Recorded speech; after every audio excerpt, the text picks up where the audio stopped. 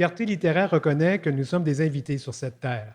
Nos activités se déroulent sur le territoire non cédé du nom de Tjadjogé, connu par les Blancs comme étant la ville de Montréal. C'est la nation Ganyan-Gehaga qui en est le gardien. C'est dans le respect des liens avec le passé, le présent et l'avenir que nous reconnaissons les relations continues entre les peuples autochtones et non autochtones. En tant qu'organisme voué à la justice sociale et à l'entraide, il est crucial de reconnaître les conséquences passées et actuelles du colonialisme. Nous encourageons tout le monde à apprendre davantage sur l'histoire de ces territoires et à soutenir la résistance autochtone ici et ailleurs sur l'ensemble de l'île de la Tortue. Nous appelons tous et toutes et tous à aller au-delà du discours et de s'orienter vers la réflexion dans un premier temps, puis vers l'action individuelle ainsi que collective avec, par et pour les peuples autochtones.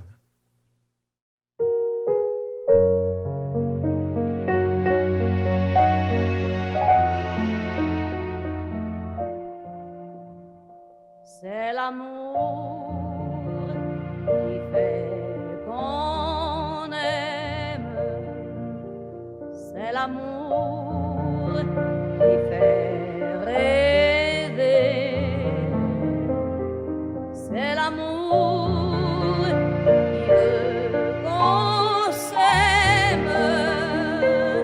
C'est l'amour qui fait pleurer. Mais tous ceux qui croient qu'ils s'aiment, ceux qui font semblant d'aimer, oui, tous ceux qui croient qu'ils s'aiment ne pourront jamais pleurer. Dans l'amour, il faut des larmes. Dans l'amour, il faut donner.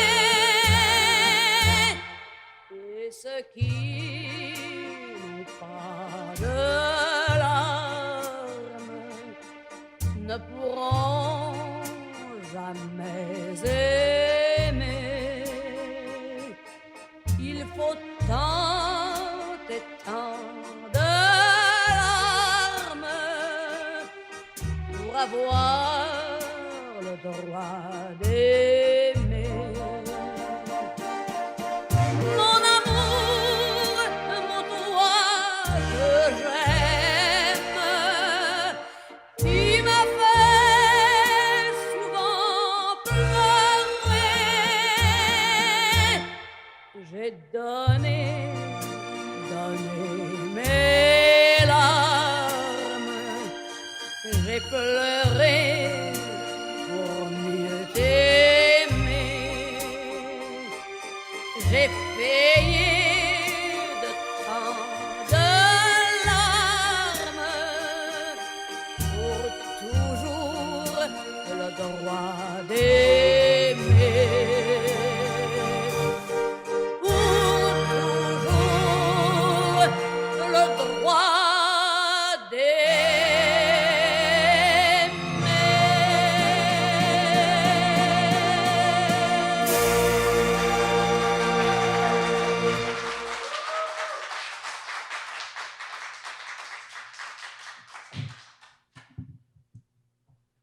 Bonjour tout le monde, bonjour mesdames, messieurs, merci infiniment d'être avec nous ici même au cocktail ou encore bien entendu à la maison en cette toute première activité de fierté littéraire de cette édition virtuelle 360 de Fierté Montréal cette année. Vous savez, Fierté littéraire en tant qu'organisme à but non lucratif vous présente cette année une programmation extrêmement diversifiée et en fait on a des événements à tous les jours, à l'exception de mercredi, mais on se rejoint tous les jours sur la chaîne YouTube pour toutes sortes d'événements littéraires. Et pour ceux et celles qui pensent qu'une fierté, c'est uniquement des gars musclés qui défilent en bedaine dans un défilé ou encore des Des compagnies qui font de la promotion en distribuant du matériel promotionnel. Eh bien, détrompez-vous. Fierté, c'est aussi célébrer la culture, la littérature queer, nos auteurs, autrices de la communauté. Et ça a tout son sens et toute sa place encore cette année. D'autant plus avec tout ce qui se déroule. On a découvert, et pas on a découvert, mais on a réalisé que la littérature a une place importante et essentielle à même notre belle communauté. Alors, sans plus attendre, aujourd'hui, nous vous présentons notre première activité, notre cabaret littéraire, c'est l'amour genre. Alors aujourd'hui, des thématiques, bien entendu, sur le virtuel, sur la pandémie, mais aussi sur les relations à l'heure de la pandémie, les partenaires, les rencontres virtuelles et tout. Vous aurez compris qu'ici même au cocktail, il va falloir être un petit peu vigilant parce qu'il faut évidemment garder les distanciations sociales. Nous avons un public, mais évidemment beaucoup moins nombreux qu'à l'habitude compte tenu de la distanciation sociale. Mais soyez assurés que tout le monde va repartir d'ici en santé et surtout avec un gros sourire aux lèvres parce qu'on va avoir énormément de plaisir ensemble pour cet premier événement, ce cabaret littéraire. Je veux évidemment remercier aussi Fierté Montréal. Je veux remercier la Fondation Émergence et j'en oublie peut-être un. Le cabaret, voilà, le cabaret ici même, le cocktail, de nous prêter ce magnifique endroit pour qu'on puisse présenter cet événement live, mais en virtuel aussi, voilà, à distance. Alors, le cabaret littéraire aujourd'hui sera une espèce de melting pot d'un peu tout. Nous aurons des performances chantées. Nous aurons évidemment aussi notre concours littéraire qui va remporter la bourse de 1 000 $. C'est ce que nous allons savoir à la toute fin. Nos 3 juges vont venir à tour de rôle discuter et donner leur impression des textes qui auront été présentés et qui auront été lus par 2 auteurs et autrices absolument formidables, 2 personnes de la communauté littéraire queer qui sont, je vais dire des piliers, je pense. On peut certainement utiliser ce mot. Je vous présente tout d'abord nos juges. Donc, les 3 juges qui, à cause de la distanciation sociale, évidemment, vont venir à tour de rôle pour présenter leurs impressions des textes qui auront été lus. Nous avons une autrice, Madame Sylvie Payette, qui est avec nous aujourd'hui comme juge. Aussi, Billy Robinson, libraire et aussi auteur de Madonna en 30 secondes. Donc, voilà, j'espère pouvoir le lire parce que moi, je suis un fan de Madonna. Alors. Donc, merci beaucoup, M. Robinson, Billy, et aussi un grand ami à moi, Michael David Miller, bibliothécaire à l'Université McGill, mais aussi, mon Dieu, extrêmement impliqué dans la communauté littéraire, queer et LGBTQ. Sur ce, on va débuter ce cabaret littéraire en vous présentant une chanteuse que j'adore. Si vous avez été peut-être, si vous avez suivi un petit peu ce qui s'est passé dans les derniers, mois ou la dernière année, vous l'avez peut-être vu, à mes côtés, puisque la prochaine chanteuse qui va venir qui vient nous interpréter virtuellement une de ses pièces, a aussi composé et interprété la magnifique chanson thème de Maison plein cœur. Donc, c'est avec un grand honneur, un immense plaisir que je vous présente sans plus tarder dans son interprétation de sa chanson « Come With Me ». Voici Julie Curley. Je vais débuter par une chanson d'amour. L'amour, genre.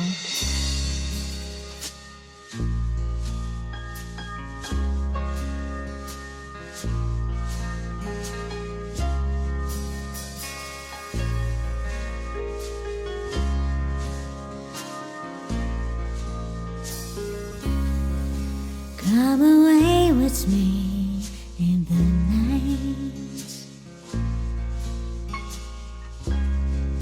Come away with me, I will write you a song.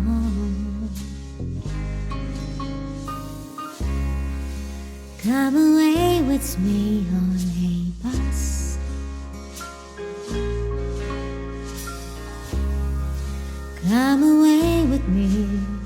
can't tempt us with the lies.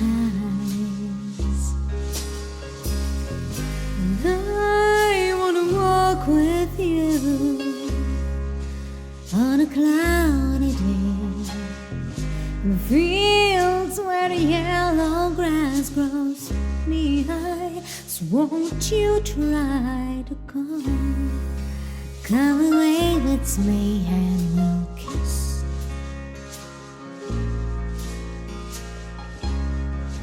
Come away with me now. Never stop loving you.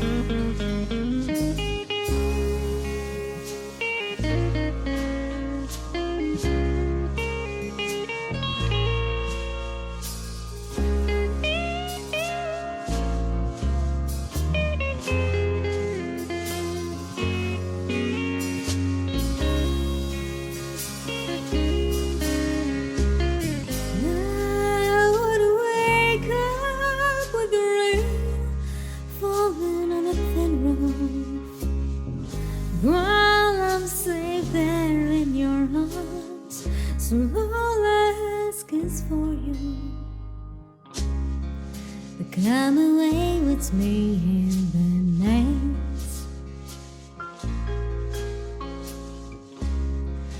Come away with me.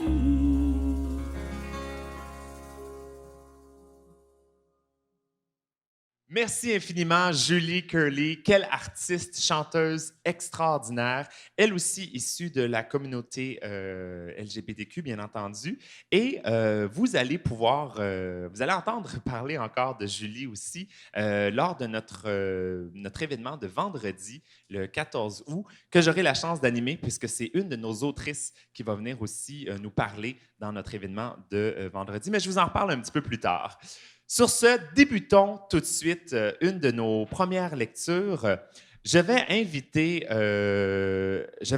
quelqu'un que vous connaissez absolument, je l'ai dit tout à l'heure, un pilier de la communauté littéraire LGBTQ, quelqu'un qui n'a même pas besoin de présentation, je pense que je pourrais le dire, qui aussi sera des nôtres pour animer le jeudi 13 août, Transpoésie.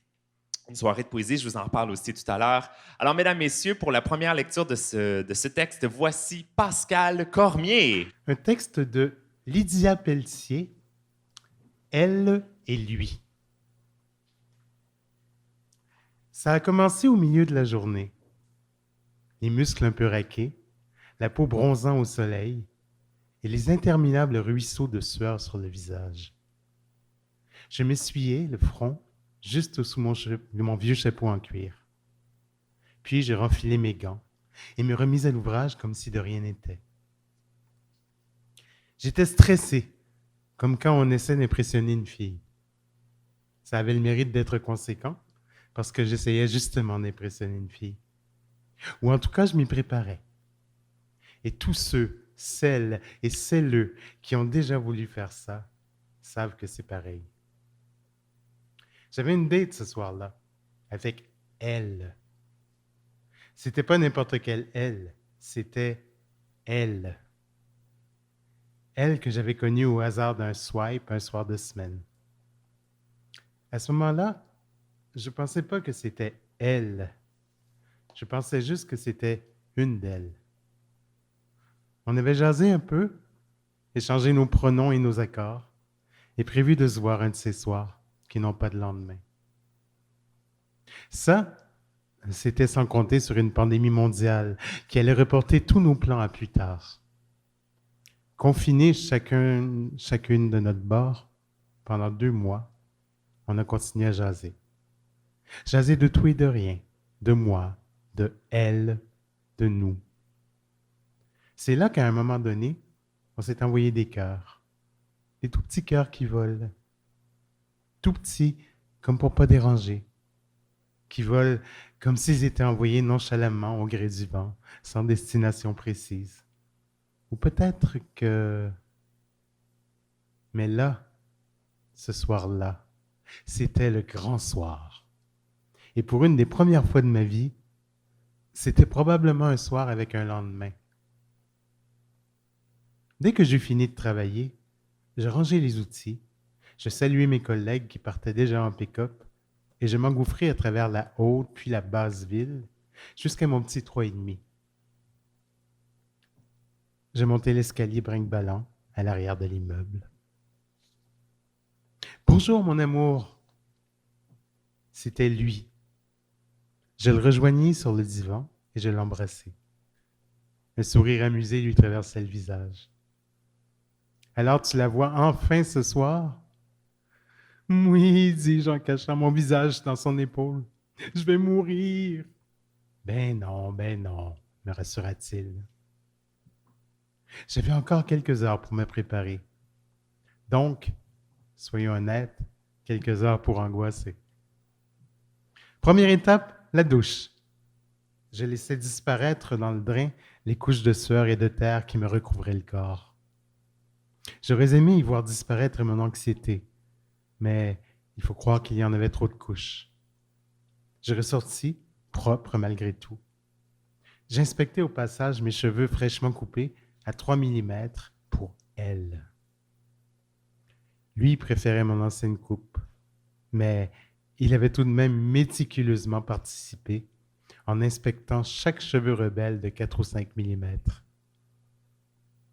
Ça faisait longtemps qu'on s'envoyait des cœurs, lui et moi.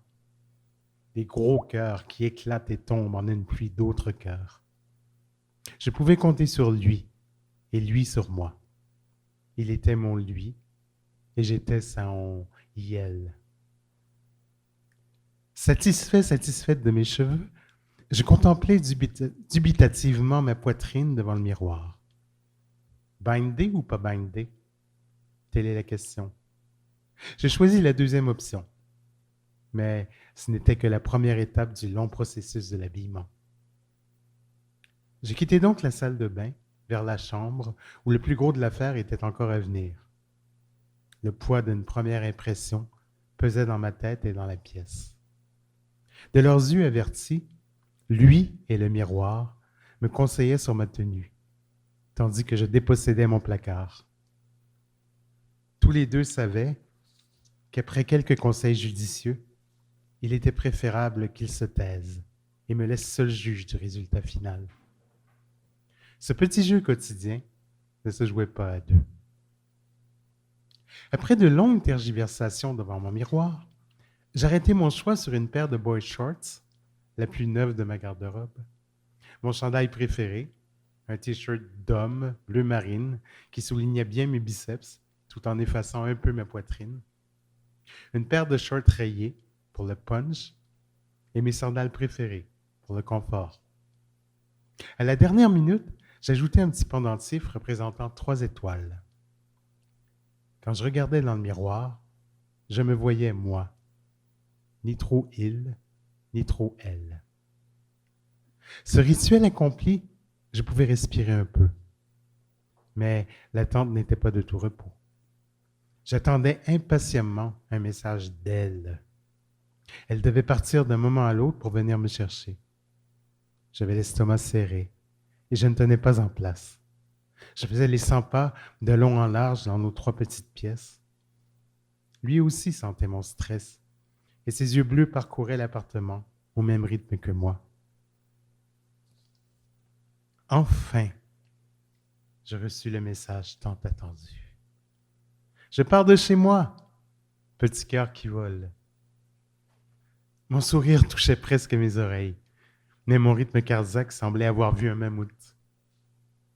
Je vérifiai le contenu de ma sacoche. « Tu as pris des condoms? » J'en ai un dans mon portefeuille, mais j'accourais presque jusqu'à la table de chevet, où j'y attrapais une poignée ambitieuse de condoms que je larguais en vrac dans mon sac. C'est pas parce qu'il y a un lendemain qu'il ne faut pas être préparé. Je repris mes 100 pas, mais plus rapidement. J'avais mal au cœur et je regrettais d'avoir grignoté pour passer le temps. Je suis là. Ça y est, le message final. Je réponds fébrilement, les mains tremblantes. J'arrive. J'enfilai mes sandales et ma sacoche. Il vint m'embrasser et me souhaiter bonne chance, avec de l'amour plein les yeux. Je me retrouvais face à face avec moi-même et la porte d'entrée. Je posai ma main sur la poignée, mais je n'osais pas la tourner. Je pris 3 grandes inspirations. J'étais comme au théâtre, quand, encore dans les coulisses, les comédiens et comédiennes attendent le bon moment pour se dévoiler. Je ne sais pas qui dit enfin les répliques qui commandaient mon entrée, mais je tournai finalement la poignée et me retrouvai dehors, du haut de mon balcon. Au volant d'une voiture noire, elle m'attendait. Merci beaucoup Pascal, merci beaucoup Lydia pour de nous avoir présenté ce beau texte. J'avais donc invité maintenant un de nos 3 juges. Un petit rappel, nos juges aujourd'hui sont Sylvie Payette, Billy Robinson et Michael David Miller.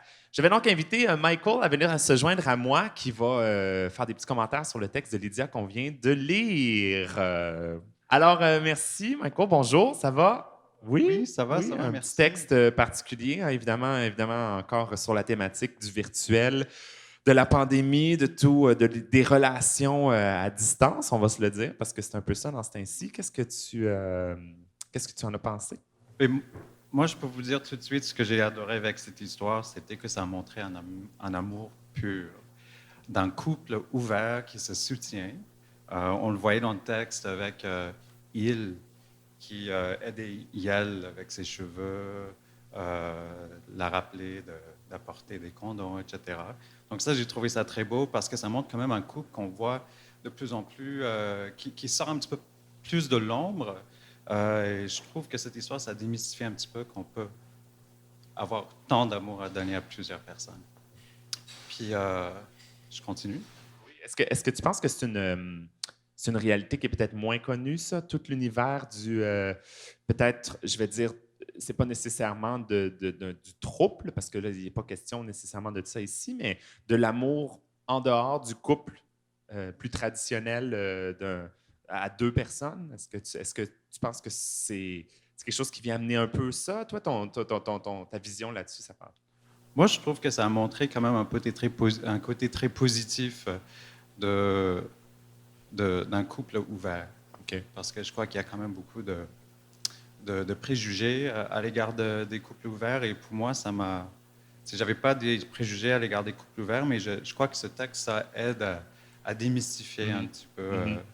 On est encore très, je veux dire, presque brainwashé à ce que ce soit toujours... la monogamie. Comment? Oui, exactement. Donc, toujours 2 personnes, puis si on a encore de l'amour à donner, il faut absolument le donner à cette personne-là. On ne peut pas le donner à quelqu'un d'autre parce que ce serait de tromper ou tout ça. Là. Exact. Il y avait une autre partie du texte que j'ai beaucoup aimé, et c'était son utilisation du français inclusif, du français non-genré, okay. ou du français neutre. Moi, je tripe beaucoup sur les personnes qui osent utiliser du langage qui n'est pas proscrit. Parce qu'on sait que l'Académie française, le QLF, ne recommande pas l'utilisation du français inclusif. Oui. Donc, j'ai beaucoup aimé ça pendant le texte, l'utilisation non seulement du doublé abrégé, lorsque vous lisez le texte, vous le verrez, et aussi des néologismes comme Yael. Comme je crois qu'elle avait... l'autrice avait aussi utilisé celui et celle. Donc, j'ai beaucoup aimé ça aussi dans le texte. Puis, finalement, lorsque vous regardez le texte en soi, ce qui est très beau, on parle beaucoup de elle et de lui dans le texte, et on voit que chaque fois qu'on mentionne elle et lui, c'est en majuscule. Donc, ça montre, je trouve ça très beau, cette utilisation juste du majuscule dans le texte.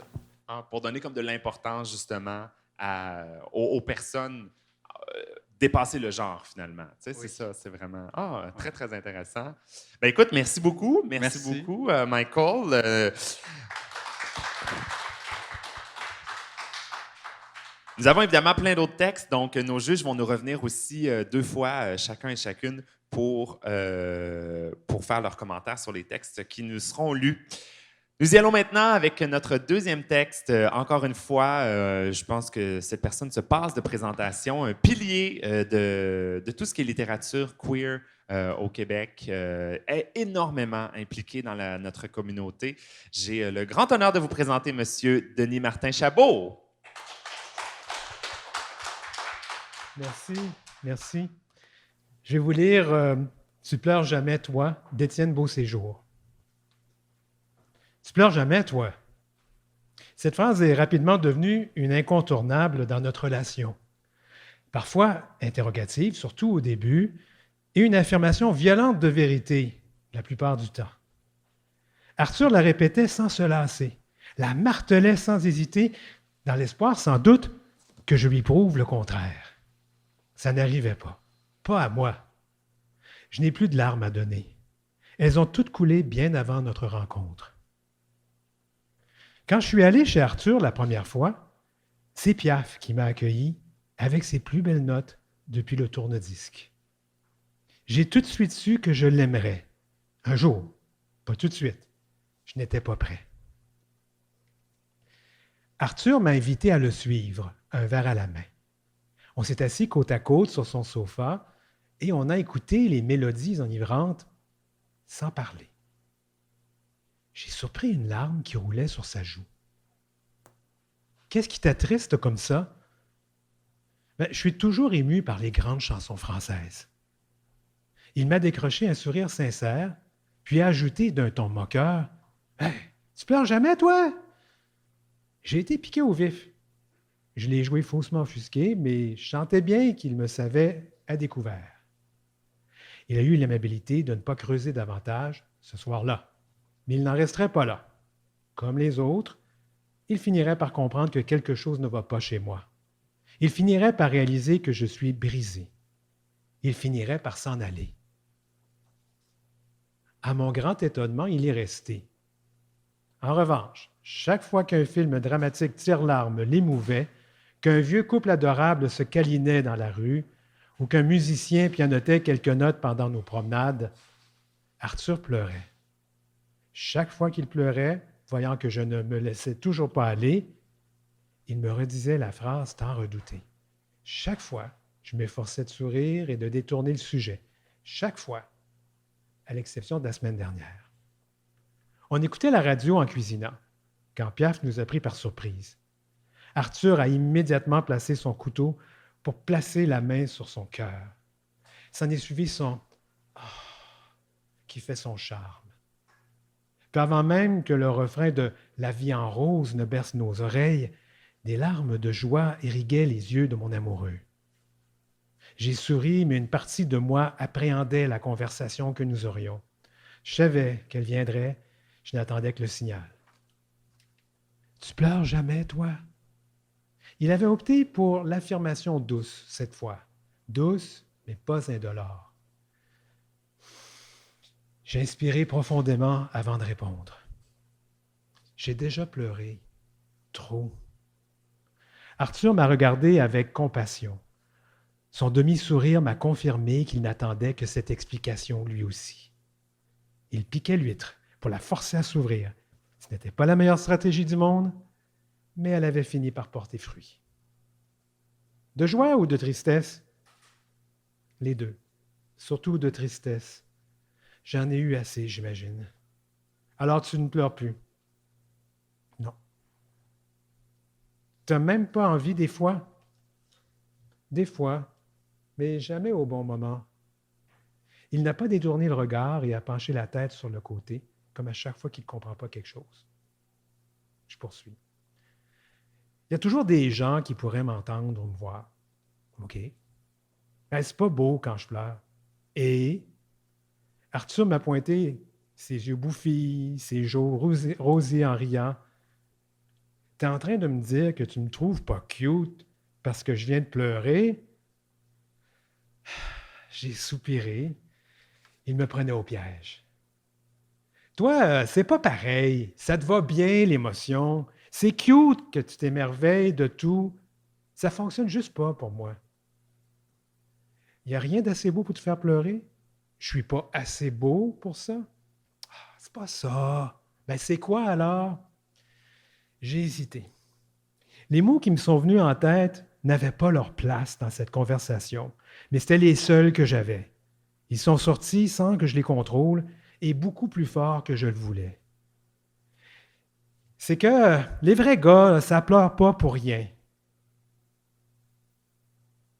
Un silence de mort s'est installé. J'avais merdé, je le savais. Je n'arrivais même pas à croire que j'ai pu dire une chose pareille. Pour vrai, là, en 2020, c'était pourtant bel et bien comme ça que je me sentais.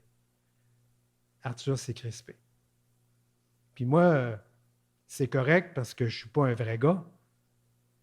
C'est pas ça que je veux dire. Tu le sais, toi, t'es... Non. Moi, je suis assez fin pour la laisser passer celle-là. Parce que j'ai été intimidé au secondaire, décrit partout d'en face. Puis je suis tellement fin que je vais te dire qu'on t'a clairement pas assez dit c'est correct d'avoir des émotions. C'est pas juste correct, c'est même essentiel. Gère-toi comme tu veux, mais bloque-les pas. OK. Arthur me regardait avec tellement de tendresse. Il voulait sincèrement m'aider. Il ne fuirait pas la petite chose brisée que j'étais. Je me suis senti fondre. Était-ce l'amour? Non, pas encore. Mais ça n'en est pas très loin, par contre. Et je te laisse couper les oignons, c'est peut-être le déclic qu'il te faut. Il a voulu détendre l'atmosphère par l'humour. Ça a passablement fonctionné. Disons que ça nous a acheté la paix pour la soirée. On s'est assuré qu'elle resterait en choisissant une comédie exempte d'émotion comme film de fin de soirée, film de veillée. Ce soir marque les 2 mois de notre première rencontre. Par un hasard fortuit, c'est la nuit blanche à Montréal. Arthur nous a préparé un itinéraire détaillé et plutôt surchargé. Nous passerons donc 30 minutes au Musée des beaux-arts de Montréal. Nous marcherons jusqu'au Musée d'art contemporain en faisant escale dans un petit bar de la rue Sainte-Catherine, à la suite de quoi nous profiterons des expositions pendant 30 autres minutes avant de gagner la place des festivals pour un tas d'autres activités que j'ai oubliées. Je suis épuisé d'avance. Notre début de soirée se passe comme prévu. La température est clémente. Les fêtards crient leur bonheur dans les rues. Arthur est délicieux dans sa chemise Bourgogne. Chaque chose est à sa place. Par contre, en marchant sur Sainte-Catherine, une affiche attire mon attention. Le chœur gay de Montréal se produit dans une église. Est-ce que c'est au planning? Qu'importe. Je pointe l'affiche à Arthur, qui s'enthousiasme et me traîne par la main jusqu'à l'entrée. Au diable les autres expositions. On s'installe au 3e rang. Le spectacle est déjà commencé, mais on est arrivé en 2 chansons. On a le temps de se coller quelques secondes avant que le chœur se mette à chanter les premiers mots de deux par deux rassemblés de Pierre Lapointe. C'est beau. Ah, mais c'est pas seulement beau, ça transcende la beauté. Ça me secoue. Ça me remue en moi là, ce que je pensais avoir oublié. Arthur pose une main tendre sur ma cuisse. Je sens l'émotion monter. Je résiste. C'est beau, mais ce n'est pas le moment. Je vais déranger les autres spectateurs. J'aurais l'air de perdre le contrôle. J'aurais l'air faible. Je regarde autour de moi. Tous les yeux humides de l'assistance sont tournés vers le cœur. Sur toutes les lèvres, un sourire. Un sourire, mais aussi une bonté, une ouverture, un esprit de franche camaraderie, d'acceptation. Je suis en sécurité. Je suis bien. Ce que je vis est beau. Je ne peux pas imaginer un meilleur moment, un instant plus parfait. Maintenant, la digue cède. C'est bruyant, brut, brutal. Mes larmes détruisent tout sur leur passage. Elles ravagent mes doutes, balaient ma douleur. Elles creusent des sillons d'amour dans mes joues. Quelle libération! Je sens au tremblement de sa main qu'il pleure aussi, qu'il a vu mes larmes, qu'il sait ce qu'elles veulent dire. Je l'aime, je l'aime, je l'aime. Merci, Denis Martin. Moi aussi, je dois vous avouer que pendant un certain temps, la digue a failli céder et que j'avais un petit peu l'émotion proche voilà. Sur ce, je vais inviter une de nos juges à venir discuter de ce superbe texte. Voici, on peut l'applaudir, Sylvie Payette. Bonjour, bonjour à Bonsoir, tous. bonsoir Sylvie, ça va bien? Oui, ça va bien. Oui, merci On a beaucoup eu- d'être- merci à d'être toi, là. tu es magnifique. Ah, mon Dieu, Merci. Et on a eu des textes tellement extraordinaires Oui, cette hein? année. J'ai la chance, je pense que c'est la 3e fois qu'on m'invite OK. à participer. C'est OK. extraordinaire. C'est une expérience incroyable. Oui, Il y a tellement de talent. oui, hein? Tellement de talent. Oui, oui, oui. De jeunes talents aussi. Étienne, C'est la Étienne n'est pas très naissance. vieux. Quel âge as-tu, Étienne? Ouais. Excuse-moi. 23 ans. imagine. 23 ans, c'est extraordinaire. Oui. Mais c'est le début, je pense, d'une découverte. Je crois qu'il y a beaucoup de gens qui vont émerger grâce à cette compétition-là, qui Ah, vont tant oser mieux. aller plus loin, peut-être que juste la nouvelle. Oui, oui, oui, absolument. Ben, tant mieux. C'est un peu le but de ça aussi, non seulement de se Ben faire oui. connaître, mais aussi d'aller un petit peu plus loin. Dans les concours, on ose des fois, puis toutes sortes de concours aussi. Là. Des fois, on ose des choses qu'on ne se permettrait pas nécessairement, juste pour... Ben, c'est un peu le texte qu'on Oui. vient d'entendre. Oui, L'impression, à un moment donné, de se mettre ses propres barrières, ses propres frontières. exactement. Et puis tout à coup, il vient un moment spécial, un moment parfait de bonheur intense et l'émotion sort. Et c'est un peu ça, je pense, que de commencer à écrire par des nouvelles comme ça, de dire, bon, ben, je vais oser, je Ouais. vais ouvrir mon cœur, ouvrir mon talent, essayer de m'exprimer. Et puis tout à coup, on le voit dans certains textes, tout à coup, on a l'impression qu'ils viennent d'ouvrir une porte. Oui, mais se rendre vulnérable un petit peu, comme Oui. tu sais... C'est pas facile. de Non, se c'est rendre pas facile. vulnérable Ben, aux ça, personnes. Surtout quand, par exemple, dans ce texte, on sent que j'arrive pas, on en a parlé, les juges, on n'arrive pas à savoir si c'est une histoire vraie ou pas. Et c'est ça qui est fabuleux dans ce Ah, texte-là. oui, oui, Mais on a des fois l'impression que c'est vécu parce que c'est extrêmement bien raconté. Ça va dans différents genres. Moi, j'ai beaucoup apprécié qu'il passe le dialogue, la nouvelle, l'humour, l'émotion, et tout ça étant en crescendo. Alors, on commence, on dit où est-ce que ça s'en va? Non, non, il n'a pas dit ça pour vrai. Là, il y a quelques blagues, on sourit, et puis, whoop, on sent l'émotion qui nous prend tranquillement jusqu'à la Oui. fin. Donc, un magnifique auteur qui a séduit Qui nous tout fait le monde. languir un petit peu, par exemple, aussi, hein, parce Oui. qu'on sent que ça s'en vient, ou on espère du moins que ça va s'en venir, ce moment plus vulnérable ou ce moment où justement la digue va céder, mais on l'attend avec impatience, puis il réussit à nous accrocher jusqu'à ce que, tu sais, nous-mêmes, on sent que, en tout cas, moi, j'ai senti que j'étais quasiment comme un Prêt à peu... être libéré. Oui, oui, Absolument. exactement. Oui, Comme oui, si c'était oui. une espèce de libération quand, ouf, soudainement, c'est arrivé. Oui. Voilà, fait que c'est pour ça qu'il méritait sa place dans nos textes finaux, parce Tout à que fait. c'est un voyage qui nous fait vivre en nous-mêmes. Oui. On l'accompagne du début à la fin, il nous tient par la main, alors Mm. donc c'est magnifique. Ah, ben écoute, Sylvie, merci beaucoup pour Ben, ces bravo. superbes commentaires et merci, Étienne, À pour plus ce tard. très beau texte. Wouh! Wow! Mon Dieu, on a déjà plein de belles émotions, plein de belles discussions. Mon Dieu, que je suis extrêmement, extrêmement chanceuse et choyée de pouvoir être ici aujourd'hui et parmi tout ce beau monde avec tous ces textes, ces finalistes. Je vais prendre quelques instants pour vous inviter, évidemment, je l'ai dit en début de cet événement, en début de soirée, que nous avons plein d'autres événements de fierté littéraire qui se poursuivent dans les prochains jours. Je vous en parle très rapidement. Demain, mardi, le 11 août, nous aurons notre 4e édition du Combat des mots qui sera animée par Amélie Boivin-Anfield. Amélie Boivin-Anfield, que vous avez probablement déjà entendu sur les stations de Radio-Canada, du Canada, entre autres, pour Samedi de lire. C'est en fait la soirée du Combat des mots, une espèce d'olympique, si on veut, de littérature. 4 personnalités de la diversité sexuelle et d'identité de genre vont venir défendre 4 titres de la diversité littéraire.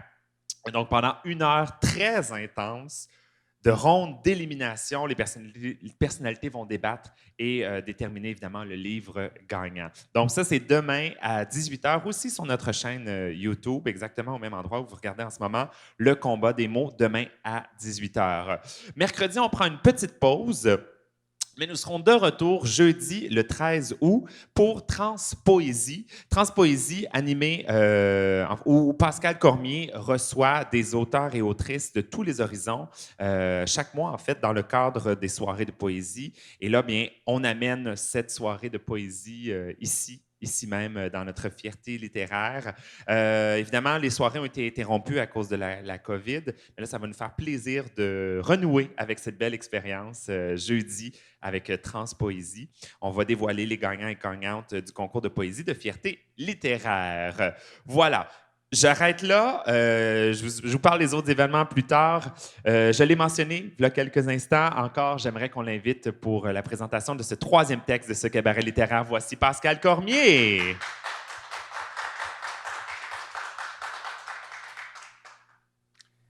Un texte de Mathilde Bombardier, Épiphanie. There's a blue bird in my heart that wants to get out. Charles Bukowski.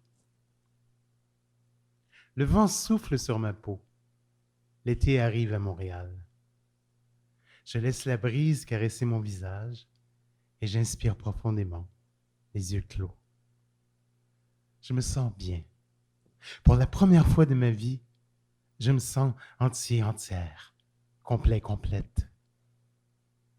Ces derniers mois, qui me semblent des années, je me suis écouté. Pour la première fois en 25 ans, j'ai ralenti le rythme effréné. J'ai osé m'arrêter. Plus que la volonté, une nécessité. Assourdir le vacarme, atténuer l'autour pour entendre le dedans. Offrir une voix à celle-lui que je rejetais. Dans ce silence épais, enfermé en moi-même, j'ai attendu. Tendu l'oreille, tue mon esprit, afin de laisser en moi naître l'épiphanie. Non-binaire. C'est étranger, et pourtant je le sens. La moindre de mes cellules frissonne, se réveille, prend parole. Ça sonne doux, ça sonne bon, ça me calme. Je suis perdu. Je pensais aimer la vitesse, le monde qui bouillonne, sans prendre le temps de penser ses blessures. On court, sans jamais regarder celles que l'on laisse à côté. Je trouvais grisant de suivre cette cadence. En avance, toujours, allez! Il fallait être la première, la meilleure, la vainqueur. Le féminin me blesse. Que gagne-t-on à se fier aux cases? Elles me restreignent, m'incommodent, me font mal. J'ai toujours aimé les filles. Je ne l'ai pas toujours su. Comme beaucoup, j'ai réprimé ce désir. J'ai enfoui le plaisir. J'aimerais être un garçon pour être amoureux de Christina, ai-je dit à ma mère. J'avais alors 6 ans. Christina était belle. Je l'aimais. Je ne me rappellerai jamais de ce qu'a répondu ma mère. Je me souviens par contre des mots qu'elle n'a pas prononcés. Ces mots qui, durant 20 ans, partout, j'ai cherché. Pansexualité, non-binarité. Ces mots qui tournent et envahissent mon esprit. Ces 2 mots qui me délivrent à 7000 kilomètres de là où j'ai grandi. J'ai toujours eu peur de perdre mes dents, des parties de jeu, des amis, mon père. L'abandon résonne en moi comme une plaie. Et cette question, qui a bien pu me quitter? M'emmener dans un bois et y lâcher ma main? Qui a ouvert en moi cette béante blessure que je cherche à guérir à travers l'écriture? Et si c'était moi? Et si j'étais mon propre bourreau? Manquant de mots et de modèles, je me suis laissé remplir de couleurs. Pourtant, je le sais, aucune ne m'appartenait. Je les mettais pour plaire, pour convenir, pour être assez. Pour ma mère, pour mes pères, je revêtais cet habit inconfortable de féminité. Il me gratte et m'irrite. Chaque jour de toutes ces années, pourtant, je m'en parais. Alors, qui subit? Qui inflige? Est-ce moi ou bien l'idée de moi que l'on m'a imposée? Je me revois adolescent, adolescente, désemparé, ne sachant pas quoi faire ou à qui me fier. Je me revois enfant, presque déguisé, afin de répondre aux souhaits toujours genrés. On.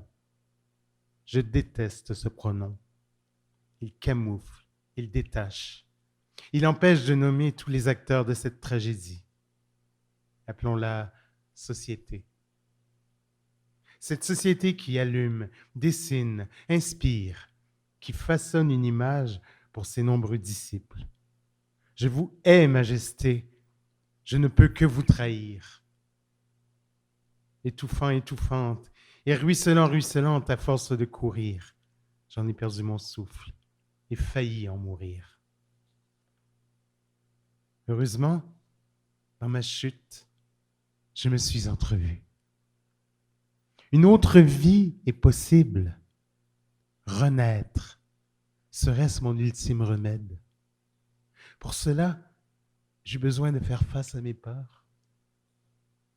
Allait-on m'aimer si je me dévoilais? Si, enfin, fatigué, au bord de la fracture, je délestais mon corps de quelques couvertures? Coming out. Je n'aime ni le mot, ni ce qu'il représente. Je ne suis sorti de nulle part, sinon de vos égaux. Il donne l'illusion que l'on peut s'échapper. Non, partout grouille la vie, et ses yeux qui épient. Sortir du placard. C'est dans vos regards que j'étais enfermé, invisible dans la grammaire, absent, absente du dictionnaire. Et pourtant, me voilà, comme de retour de voyage, un peu hâlé, revigoré. Je me suis trouvé. 25 ans de naufrage et la plus belle des destinations, la maison. Se bâtir un endroit, tout à l'intérieur de moi, où enfin je respire. L'air est doux, je rajeunis. J'ai 6 ans et je souris. Maintenant, je le sais, je peux être un garçon, même si je n'en ai pas besoin. Je peux être moi-même et aimer Christina. Non-binaire. Sortir de cette étiquette de fille qui collait à ma peau, comme une pellicule, comme la vase au sortir du lac. Devant moi, l'étendue d'eau est claire, apaisée. Je peux enfin aller nager. Je n'ai plus vraiment peur. L'abandon peut tonner et rugir sur moi. J'ai trouvé le secret pour l'apprivoiser. Il suffit de lui faire entendre la petite voix en moi qui m'accueille, adoucit et me couvre de poésie. Non-binaire. Je porte ce nom dans mon cœur comme une couronne d'été. Mon corps rétabli se prend soudain à danser. Je célèbre en silence cette intime délivrance. Dans un coin de mon âme, je me suis retrouvé. Dois-je le dire ou le taire? Je me sens partagé. Étreinte d'amour, j'ai peur de le blesser, de l'exposer aux yeux des autres, de me le faire voler. Des fois, je me surprends à vouloir le révéler, offrir enfin au monde la délicieuse vérité. Goûter le nectar de se sentir vivant, vivante, prouver enfin au monde que mon cœur est si grand qu'il détient en son écrin non pas un, mais 2 genres. Mais comment? Comment se dévoiler quand les mots sont secrets? Quand nulle part je n'existe, que tout reste à créer. Dans le doute, souvent, je me rassure. Il me reste mon arme, il me reste l'écriture. Le vent souffle sur ma peau. L'été est doux à Montréal. à cette ville. À jamais, je suis reconnaissante. Grâce à toi, Montréal, je me sens enfin vivant, vivante. C'est se donner l'occasion de rêver, de se rêver. C'est transcender les normes, c'est oser les défier. C'est l'immense gratitude de s'être enfin rencontré. C'est le précieux soulagement de s'être relevé. C'est l'amour absolu de ses propres genres. C'est l'amour, genre. Bravo! Merci beaucoup, Pascal, à nouveau pour cette lecture. Ah, c'est à nouveau Michael qui va venir me rejoindre. Donc, Michael David Miller pour discuter de ce texte de Mathilde Bombardier. Alors, rebonjour! Rebonjour. Rebonjour. Michael, il y a des passages dans ce texte qui sont super intéressants parce que c'est comme si on avait un peu... si on était allé dans le même sens que le texte d'Étienne, mais abordé complètement d'une autre façon. Mais on était vraiment dans le... En tout cas, moi, quand elle a parlé du propre bourreau, j'ai vraiment réalisé qu'on avait un peu la même chose que dans le texte d'Étienne tout à l'heure, c'est que c'est nous-mêmes qui se mettons nos propres barrières. Puis quand on est réussi à s'ouvrir j'ai comme l'image d'ouvrir notre cage thoracique pour laisser aller l'intérieur. À un moment donné, elle dit atténuer l'autour pour entendre le dedans. Je trouve ça tellement beau. Je sais pas, il y a quelque chose de libérateur, d'épiphanie. Voilà, effectivement. Je ne sais pas si toi, tu as vu des choses un peu comme ça aussi dans ce texte-là. Mais moi, j'ai trouvé ce texte extrêmement beau parce que ça m'a rejoint d'une manière très personnelle. Ah oui? Je trouve que on ne sait pas forcément si la personne narratrice est immigrante de l'extérieur du Québec, mais ça m'a touché mon côté propre à moi en tant qu'immigrant. OK. Surtout à la fin, lorsqu'elle parle de comment Montréal lui avait... la personne est reconnaissante de Montréal de lui avoir permis de s'ouvrir. J'ai beaucoup aimé ça parce que moi-même, je viens du Michigan.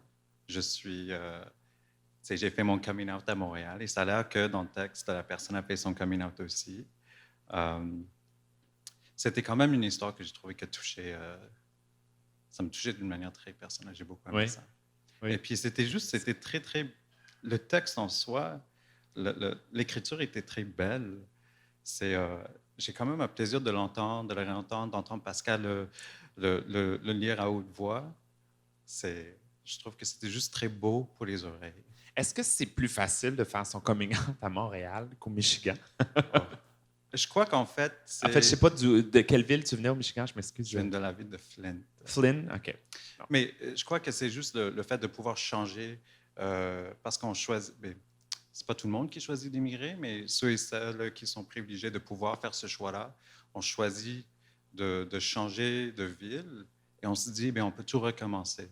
Ah. Et j'avais un petit peu compris ça dans le texte. OK. La personne narratrice a décidé de changer de ville et de s'accepter. Donc, ça rejoint beaucoup le texte en fait, les deux textes précédents où c'était beaucoup d'acceptation de soi. Évidemment, évidemment. Mais dans des... tu sais, au début, je veux dire jadis, là, on parlait beaucoup, quand moi j'étais jeune, entre autres, de coming out au niveau de l'homosexualité. Mais là, c'est des thèmes encore plus loin. Là, ouais. Là on est dans la non-binarité. Ouais. Tout à l'heure, c'était un peu comme la pansexualité, finalement, si on voulait. C'est des thématiques et des mots des coming out, du moins, qu'on ne faisait pas. Là, je vais dire 15 ans, 20 ans peut-être. Là, c'est des réalités qui sont encore méconnues puis qui méritent d'être apprises, d'être développées, d'être approfondies pour que ces gens-là, puis que les personnes qui vivent dans ces réalités-là puissent être encore plus... puissent faire un coming out, mais pas besoin finalement de faire un coming out parce qu'on comprend c'est quoi. Parce qu'il y a comme une double coming out des fois à faire de dire... Il faut non seulement que j'avoue qu'est-ce que je fais, que je le dise aux gens, mais il faut que je leur explique en plus c'est quoi parce qu'ils ne savent pas. Ça, je trouvais ça beau dans ce texte aussi parce que la personne narratrice nous explique que ça nous fait découvrir un petit peu de nouveau vocabulaire qui est peut-être méconnu pour certaines personnes, pas pour tout le monde. On aborde quand même un sujet qui est très d'actualité, qu'on doit aborder et qu'on devrait en lire davantage de textes qui portent sur ce sujet-là. Donc, je suis très, très reconnaissant de la personne autrice qui avait décidé d'écrire là-dessus, parce que je crois qu'il nous manque quand même beaucoup de textes dans le paysage littéraire québécois, surtout en français, qui parlent de la non-binarité, de la pansexualité, de toutes ces choses qui sont peut-être moins connues que gay, lesbienne. C'est ça. Des autres lettres du LGBTQ, etc. Les autres lettres après. Le plus, il est souvent mis dans un grand, juste dans un grand bocal, là, juste le plus et tout ça, mais on n'en parle pas assez de chacune de ces lettres-là qui prennent leur importance aussi dans la communauté. Eh bien, voilà, je ne sais pas si tu avais autre chose que tu voulais nous mentionner par rapport au texte. Non, je suis vraiment content de ce texte. Merci beaucoup que la personne avait partagé ça avec nous et félicitations d'être dans les finalistes. Oui, bravo. Mais merci beaucoup. Merci, Michael. Et merci à Mathilde pour ce très, très, très beau texte. On retourne voir et entendre surtout notre cher Denis Martin Chabot pour ce 4e texte. À Denis Martin, c'est à toi. Alors, pour ceux qui le voient, là, on met nos masques et on les enlève uniquement lorsqu'on est sur scène. Le prochain texte s'intitule « Les pieds », selon Pierre et Paul. Là où le cœur va, le pied va. Proverbe afghan. Tous les goûts sont dans la nature, en matière de gastronomie, de divertissement ou de sexualité. Ce qui plaît à l'un ne plaît pas toujours à l'autre. Et nous devons admettre qu'en matière d'érotisme, comme en tant d'autres domaines, la nature sait se montrer parfois fort capricieuse. L'éventail des fantasmes est aussi vaste et diversifié qu'il existe d'individus à la recherche d'un peu de débauche. Il en est, par exemple, qui ne peuvent supporter la vue des pieds nus, qui jugent que ces appendices sont fort répugnants et ne devraient jamais être exposés à la vue. Mais il s'en trouvera d'autres pour les vénérer, pour les glorifier, et n'avoir d'autre dessein que de les enchasser au panthéon des merveilles de la création. C'est le cas de Pierre, comme c'est aussi celui de Paul. Tous deux considèrent les pieds comme de puissants déclencheurs de désir et l'expression même du plaisir charnel. Pierre et Paul ne se connaissent pas, habitent à des kilomètres l'un de l'autre, mais tous deux ont en commun le goût des hommes et celui de leurs pieds. Leur passion, proche du fétichisme, a aussi ceci de semblable qu'elle se vit en secret. Porteurs du même désir, coupables, ni l'un ni l'autre n'oseraient avouer cette inclination singulière, pas même à leurs amis les plus intimes. Pas parce qu'ils la jugent condamnable, mais de peur qu'en l'officialisant, leurs fantasmes ne rejoignent les rangs de la banalité, et de là perdre toute impudicité, laquelle, on le sait, tient souvent une large part dans l'assouvissement du plaisir. En mode de séduction, nous sommes tous prisonniers de nos préférences et nos envies nous servent à la fois de moteur et de balise. Nous ne démontrons de l'intérêt que pour les corps conformes à notre charte d'esthétisme personnel. Nous éliminons d'emblée tout ce qui, à notre avis, n'est pas assez grand, pas assez mince, pas assez rond. On ne recherchera que des profils grecs, où les nez légèrement busqués, les peaux devront être claires ou basanées, c'est cela. Puis l'attention se portera sur les lèvres. Elles pourront être minces ou pulpeuses, mais toujours sensuelles, sans être vulgaires. Idem pour le gabarit des jambes, la couleur des cheveux ou celle des yeux.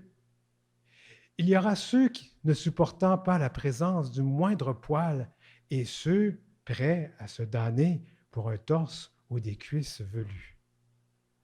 Mais qu'ils fussent beaux de visage et de corps, que leurs lèvres soient charnues, qu'ils soient sveltes de taille et étroits de hanches, tout cela n'avait de valeur aux yeux de Pierre et Paul, que si leurs pieds répondaient d'abord à certains critères. Sinon, désolé, mais la proie convoitée était aussitôt rejetée.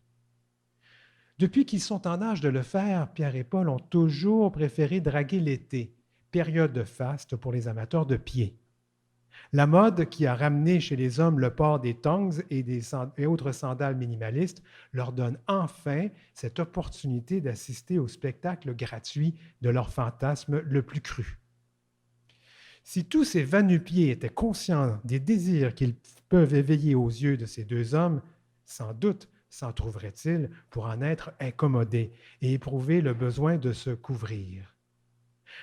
Observer à la dérobée les pieds des hommes était devenu une activité à laquelle tous les deux s'adonnaient en toute impunité jusqu'à l'automne du moins, parce qu'après commençait une période d'abstinence, une période semblable à un long carême qui ne se terminait qu'avec le retour des chaleurs. L'esthétique du pied, selon ces deux connaisseurs, relevait d'un code simple et précis qu'obscur et maniaque. Un pied étant composé d'une ossature complexe, témoignant en cela d'une ingéniosité de son créateur, Pierre et Paul n'auraient osé parler de réussite anatomique complète que si l'ensemble des composantes s'avérait en équilibre parfait.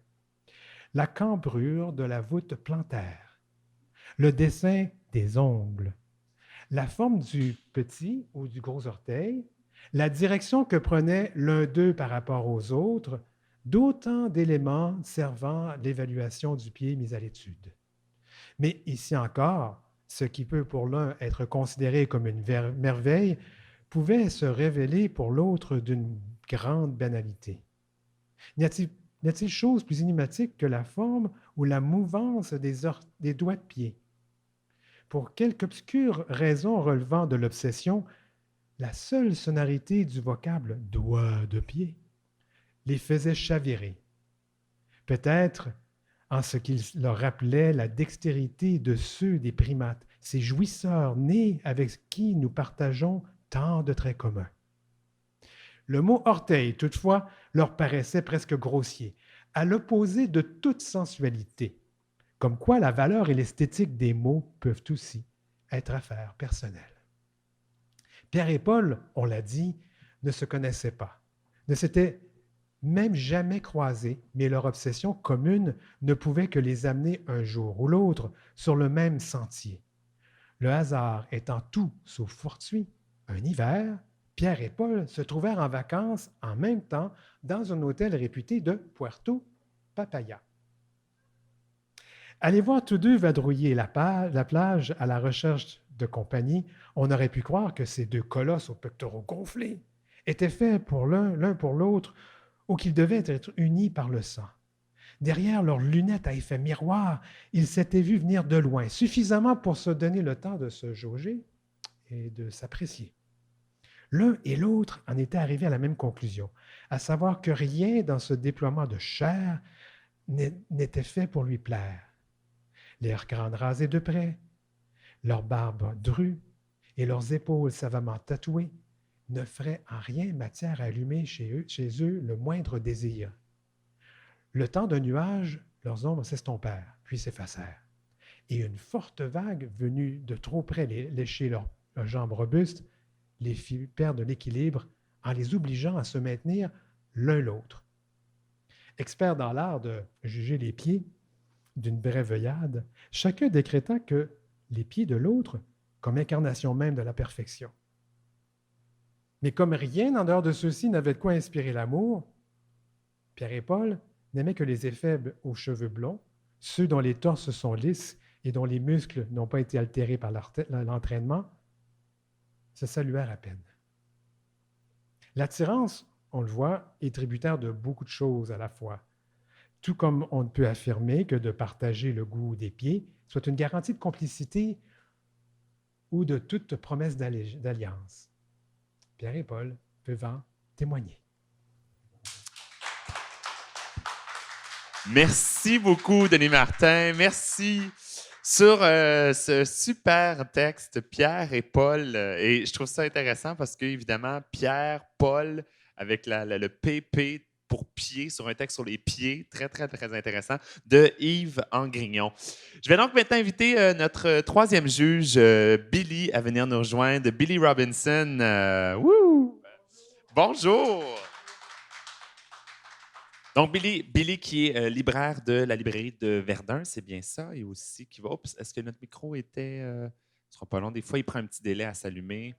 Voilà. C'est fait. Alors, merci d'être là, Billy. Ça Merci. fonctionne? Oui, tout est Oui, beau. tout Bon, fonctionne bien, voilà, merci. merveilleux. Alors, un petit texte sur les pieds. Je Ben vois oui. que tu as couvert les tiens, par contre. Oui, c'est ça. J'avais peut-être. peur que Yves soit dans les parages. C'est quand même intéressant Oui. comme thème. Oui.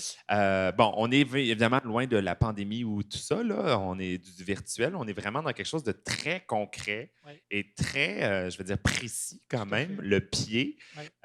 Et j'avoue qu'en écoutant le texte, en écoutant Denis Martin nous lire ce texte, ça m'a fait penser à ce que je redis toujours. C'est incroyable à quel point on a une fascination pour les pieds dans la vie parce que on peut, je donne un exemple, là, prends une actrice d'Hollywood sur un tapis rouge, elle peut avoir une robe à 6 millions de dollars, des perles, des diamants, tout ce que tu veux sur le corps. Si elle porte des running shoes, c'est juste on va voir. Oups, le micro coupe. C'est juste ça qu'on va voir. On dirait que je ne comprends pas cette fascination. Autant on trouve souvent, la majorité des gens trouvent pied. Oups, là, mon micro coupe. Je vais prendre celui avec fil. Donne-moi 30 secondes. Donc voilà, on va y aller comme ça. Oui, autant on a une fascination pour les pieds, on trouve que nos pieds sont pas beaux, mais autant on accorde énormément d'importance à ce qu'on met sur les pieds. Je trouve ça fascinant. C'est fascinant. Puis en fait, c'est ce qui nous a plu dans ce texte-là parce que, moi, c'est la 4e année que je fais partie du jury. Je suis très, très, très content chaque année parce que je sais que je vais être surpris. Il y a vraiment des surprises à chaque fois et ce texte-là en fait partie parce que dans la discussion, on s'est tous rendu compte que, on n'a peut-être pas ce fantasme-là du pied chacun, mais on a réussi à comprendre et à saisir l'essentiel de qu'est-ce que c'est qu'un fantasme et qu'est-ce que c'est que que les gens peuvent être comme ça, attirés par une partie du corps ou d'un fantasme quelconque et bien l'expliquer. Oui, puis les difficultés aussi à vivre ce fantasme. Quand il nous dit que c'est un fantasme qui se vit seulement de juin à septembre, quand les gens ont les pieds dénudés et que le reste de l'année, c'est plus caché. C'est drôle, c'est niaiseux, mais c'est totalement logique en même temps. Et on ils n'y passent pense à côté pas. de quelque chose parce qu'on sent qu'ils auraient pu passer, ils ont passé un peu à côté de quelque chose. Tout à fait, oui, effectivement. Donc, c'est la finale qui nous avait beaucoup plu aussi. Oui, effectivement. Puis, tu sais, ça nous rappelle aussi une question de timing, des fois aussi. On le voit dans la vie, des fois, tu es à la bonne place au bon moment, puis là, ça fonctionne. Ou des fois, tu te passes à côté d'une occasion, d'une opportunité. Mais ce que ça nous rappelle, en tout cas, moi, je pense que ça nous rappelle aussi beaucoup, c'est que, dans le fond, l'organe sexuel principal, c'est le cerveau. Le cerveau est tellement complexe au niveau de la sexualité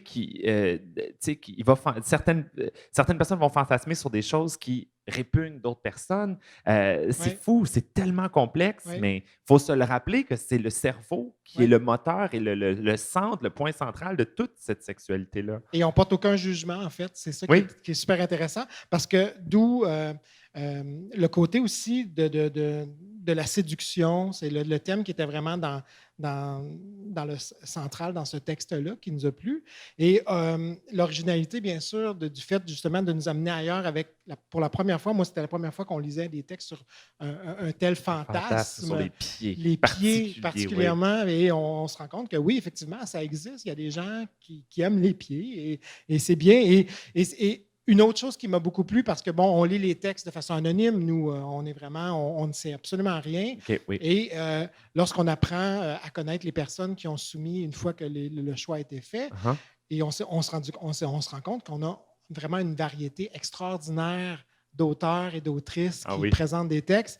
Et j'étais ravi de voir que quelqu'un comme Yves, qui est un jeune retraité, qui décide de se lancer dans un projet comme ça, d'écrire une nouvelle aussi intéressante, aussi divertissante. Ouais. Alors ça nous a beaucoup plu. Une belle écriture, drôle, sensible. Oui. C'est vraiment le thème. Et voilà, on trouve qu'il y avait vraiment sa place là, parmi nos finalistes. Tout à fait. Est-ce que ce texte-là aurait pu être écrit par une femme? Est-ce que ça aurait pris la même tournure, tu penses? Écoute, c'est drôle que tu dises ça, parce qu'à un moment donné, quand on a commencé à savoir les noms, je me suis dit, d'un coup que c'est une femme. OK. J'aurais trouvé ça vraiment intéressant. Oui. Mais ça n'enlève rien. Il Non, va non, non, vraiment bien sûr super que bien non. écrit le Mais- texte. Ah, C'est ben, vraiment... en fait, c'est la force de l'écriture. mhm. La littérature, c'est ça. C'est de Oui. nous amener ailleurs, de bouleverser un peu nos propres sentiments, nos Oui, propres oui, choses, tout à fait, et de nous absolument. ouvrir. Alors, c'est à ça que sert ce genre de Ah, concours wow. aussi. Ben, merci beaucoup pour tes Merci. commentaires là-dessus, Billy. Et merci à Yves Angrignon pour ce très beau texte de Pierre et Paul sur le fantasme des pieds. Merci beaucoup. Wow! Écoute, le temps avance. Moi, je suis flabbergasté par toutes les belles découvertes qu'on fait aujourd'hui. On va y aller tout de suite. On va poursuivre. Nous avons notre 5e et avant-dernier texte qui s'en vient, qui sera lu par Pascal. Mais juste avant qu'on poursuive, je veux finir de vous présenter les événements qui s'en viennent pendant Fierté littéraire. Je vous ai parlé tout à l'heure que demain, mardi, nous avons notre combat des mots et que jeudi, le 13 août, sera présenté Transpoésie, animé par Pascal Cormier. Mais nous avons d'autres événements aussi qui s'en viennent. Vendredi, le 14 août, toujours à 18h, j'aurai la chance d'être de retour ici même au Cocktail pour animer une soirée qui s'appelle « On ne rit plus, mais on lit avec Barbada ». En fait, une soirée où on va vous présenter 4 auteurs, plutôt 6 auteurs et autrices, mais 4 ouvrages différents qui seront... et on aura la chance, évidemment, cette fois-là, d'avoir les auteurs et autrices sur place. On va discuter des textes avec eux. Ils vont nous lire des extraits très intéressants. Et je vous le dis, on va rire quand même un peu. Beaucoup même. C'est le titre de notre soirée du vendredi 14.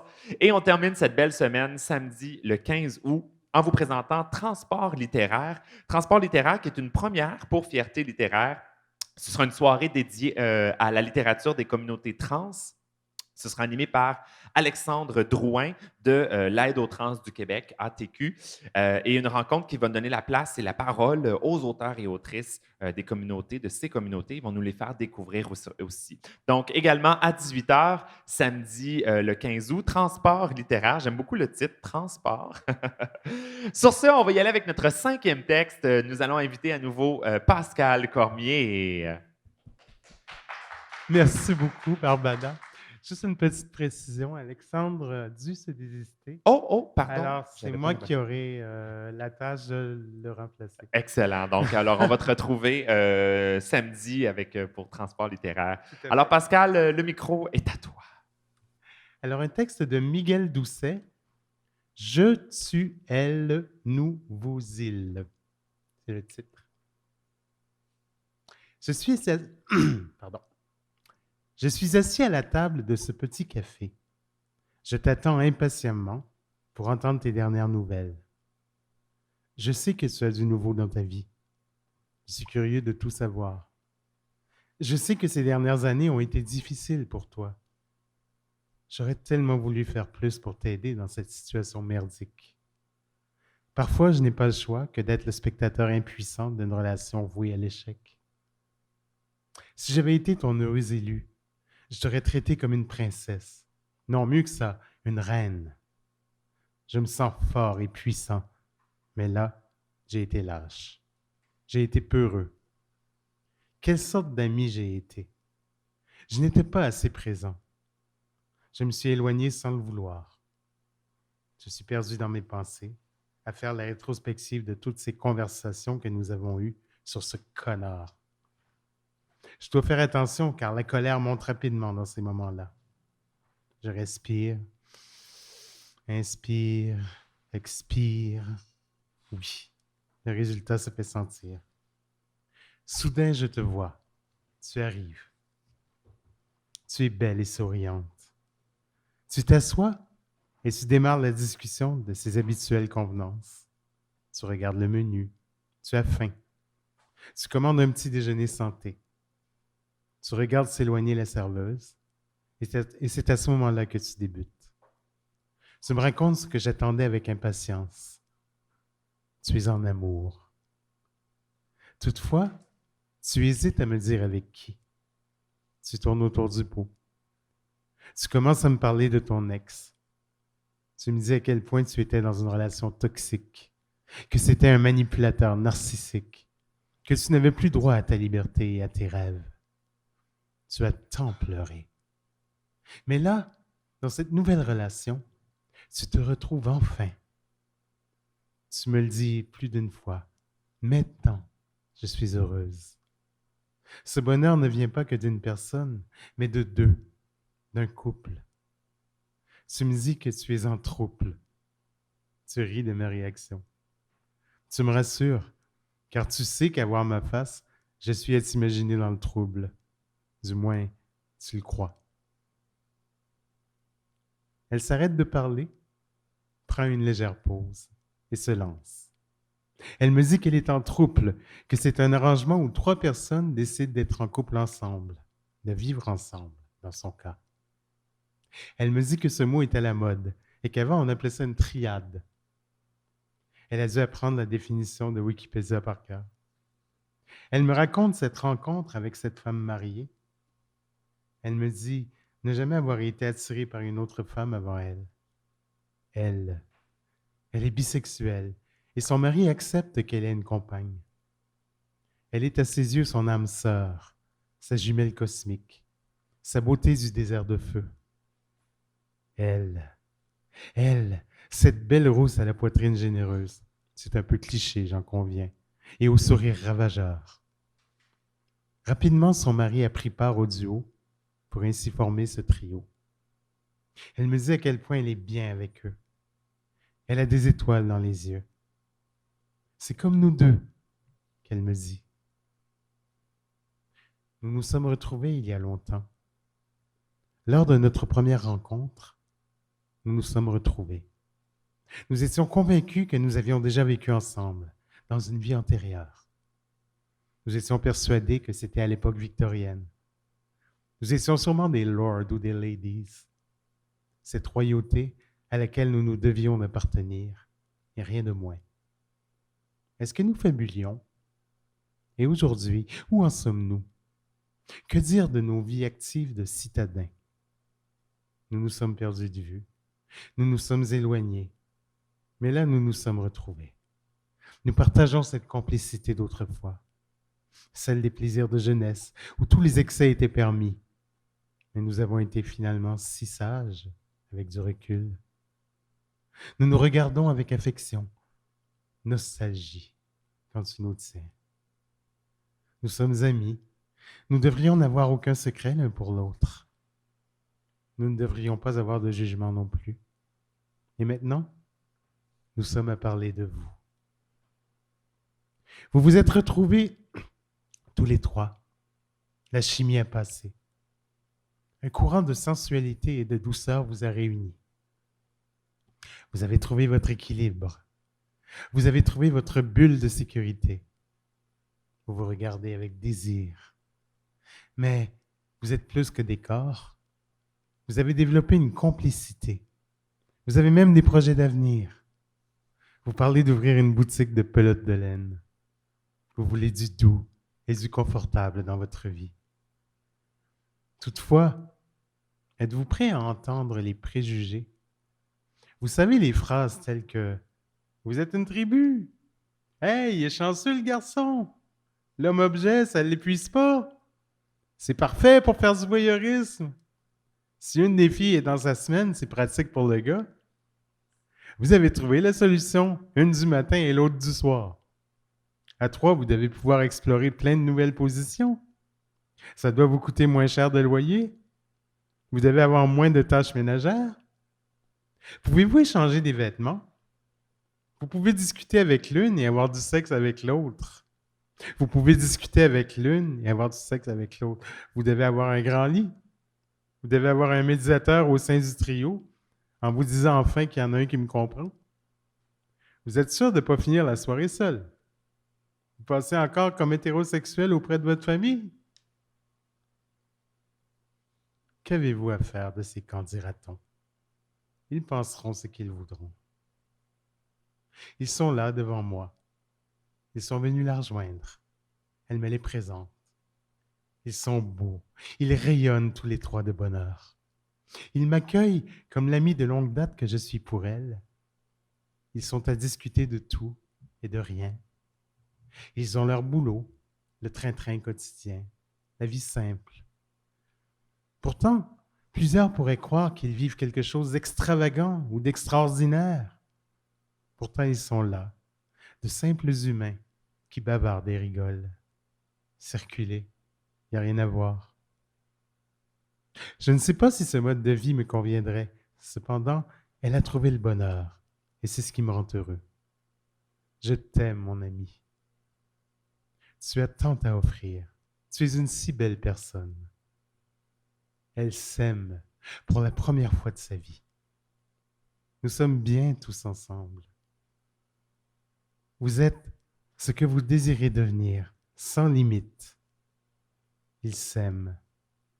Le bonheur n'est pas un chiffre, mais je me pose une question. Est-ce que l'on a 2 fois plus d'amour? Je vais donc inviter pour cet avant-dernier texte Sylvie à venir me rejoindre pour discuter et nous donner ses commentaires sur ce texte de Miguel. Merci à nouveau, Sylvie, d'être là. Oups, bouge pas, je pense que le micro... Oui, on a... Voilà. Des fois, il prend un petit délai à s'allumer. Voilà. Oui, mais à la caméra, la maison est en Ah oui, c'est vrai, quand même. Ah bon, là, c'est bon. Oui, je sais. Alors, oui, c'est un magnifique texte. Très intéressant aussi. Entre le premier et le deuxième, vous verrez tout à l'heure, c'est des textes à un niveau assez surprenant. Je trouve que Pascal a particulièrement bien donné aussi toute l'émotion de ce texte. Parce que